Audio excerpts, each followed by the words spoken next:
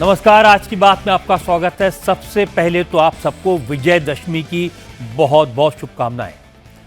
आज बुराई पर अच्छाई की जीत का प्रतीक दशहरा देश भर में धूमधाम के साथ मनाया गया। देश भर में रावण के पुतलों का दहन हुआ, लेकिन कई जगह बारिश ने रावण दहन के प्रोग्राम को कैंसिल करवा दिया। दिल्ली में प्रधानमंत्री नरेंद्र मोदी और कांग्रेस लीडर सोनिया गांधी दोनों के रावण दहन के कार्यक्रम नहीं हो पाए क्योंकि बारिश हो रही थी। पटना में तो रावण को रेन कोट पहनाकर जलाया गया। कई जगहों पर रावण, मेघनाद और कुंभकर्ण के भीगे हुए पुतलों को बड़ी मुश्किल से अग्नि के हवाले किया गया। भोपाल में तो रावण दहन से कई घंटे पहले कोई शख्स पुतले को आग लगाकर भाग गया, जिससे रामलीला करने वाले परेशान हो गए। ऐसी बहुत सारी खबरें पूरे देश से आई। लेकिन उत्सव और उल्लास के अवसर पर हमारे पड़ोस में पाकिस्तान के गैरकानूनी कब्जे वाले कश्मीर से आज रुलाने वाली तस्वीरें आई। आजादी की मांग कर रहे लोगों पर पाकिस्तानी फौज ने अंधाधुंध फायरिंग की। सड़कों पर लाशें ही लाशें बिछी हुई दिखाई थीं। आप भी ये तस्वीरें देखेंगे तो कलेजा मुंह को आ जाएगा। आसिम मुनीर की फौज ने पीओके की पुलिस को भी नहीं बख्शा। कई पुलिस वालों को भी गोलियों से उड़ा दिया। फौज को शक है कि पुलिस के जवान पीओके की आवाम का साथ दे रहे हैं। हालांकि फौज की गोलियां, लाशों के ढेर, खून की नदियां पीओके की जनता को डरा नहीं पाई। असर उल्टा हुआ। विरोध की चिंगारी शोलों में बदल गई। इस वक्त भी मुजफ्फराबाद और मीरपुर जैसे शहरों में हजारों लोग सड़कों पर हैं, नारे लगा रहे हैं, प्रोटेस्ट कर रहे हैं। शहबाज शरीफ की सरकार सदमे में है। घबराकर आज शहबाज शरीफ ने कदम पीछे खींचे। प्रदर्शनकारियों से बात करने के लिए एक डेलीगेशन को मुजफ्फराबाद भेजा गया, लेकिन इनकलाब के नारे लगाने वाले अब इंतकाम चाहते हैं। वो पाकिस्तान की हुकूमत से बात नहीं करना चाहते, आज़ादी चाहते हैं। मैं आपको मुनीर की फौज के जुल्म की तस्वीरें दिखाता हूं। गोलियों की आवाज सुनकर, लाशों का अंबार देखकर आपका दिल दहल जाएगा। ये तस्वीरें पाकिस्तान के अवैध कब्जे वाले कश्मीर से आई आज की तस्वीरें हैं। शहबाज शरीफ की हुकूमत ने प्रदर्शनकारियों पर फायरिंग के ऑर्डर दिए, लेकिन पीओके की लोकल पुलिस ने स्थानीय लोगों पर गोलियां बरसाने से इनकार कर दिया।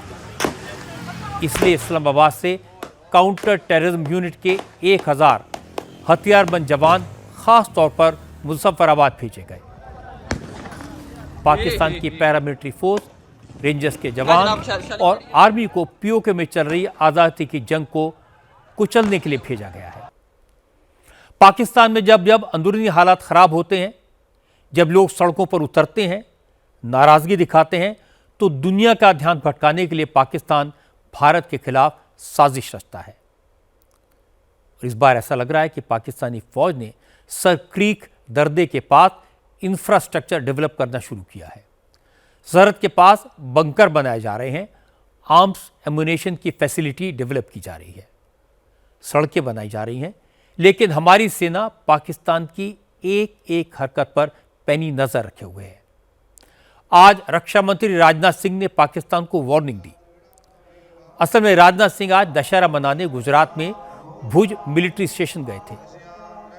यहां उन्होंने पहले शस्त्र पूजा की और फिर कहा कि भारत शस्त्रों की पूजा करना भी जानता है और वक्त आने पर इनका इस्तेमाल करना भी जानता है। राजनाथ सिंह ने कहा कि सर क्रीक में पाकिस्तान की हरकतें बड़ी हैं, लेकिन पाकिस्तान किसी गलतफहमी ना रहे। राजनाथ सिंह जिस समय भुज से पाकिस्तान को चेतावनी दे रहे थे, उसी वक्त नागपुर में संघ के विजयदशमी कार्यक्रम में संघ प्रमुख मोहन भागवत उन लोगों को नसीहत दे रहे थे जो भारत में श्रीलंका, बांग्लादेश या फिर नेपाल जैसी जेन ज़ी क्रांति का ख्वाब देखते हैं।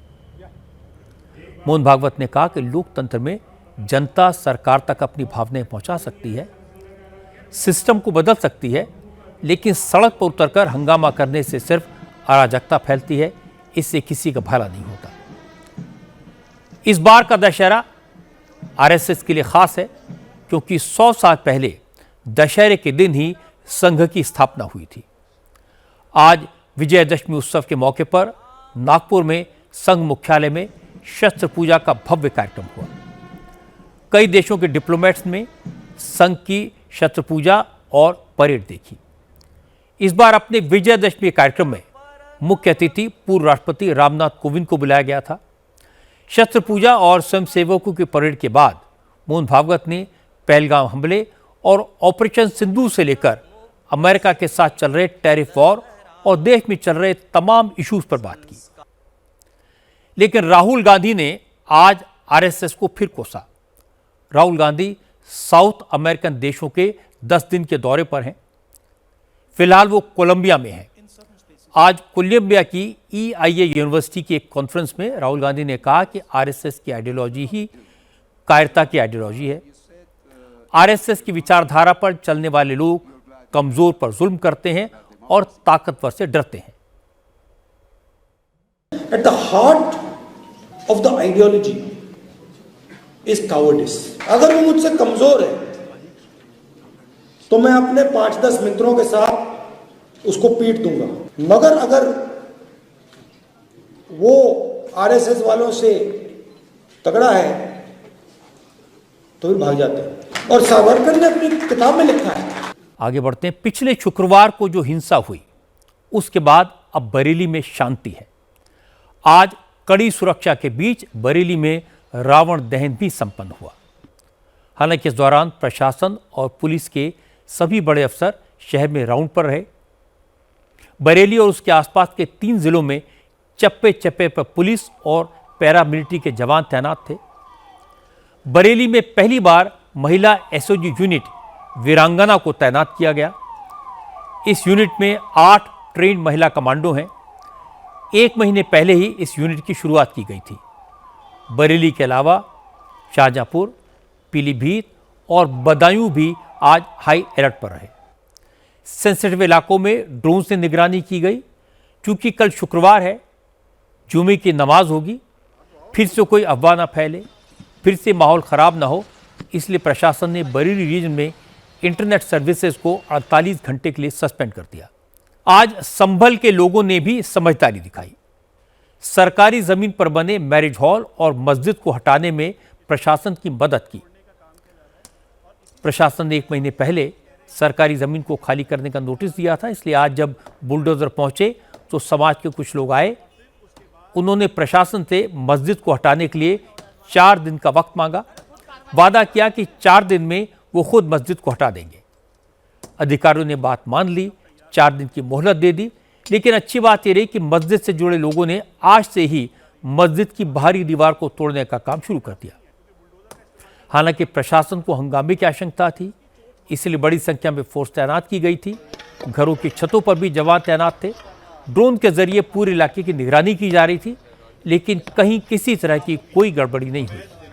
देश भर में आज पूरे धूमधाम से दशहरे का त्यौहार मनाया गया।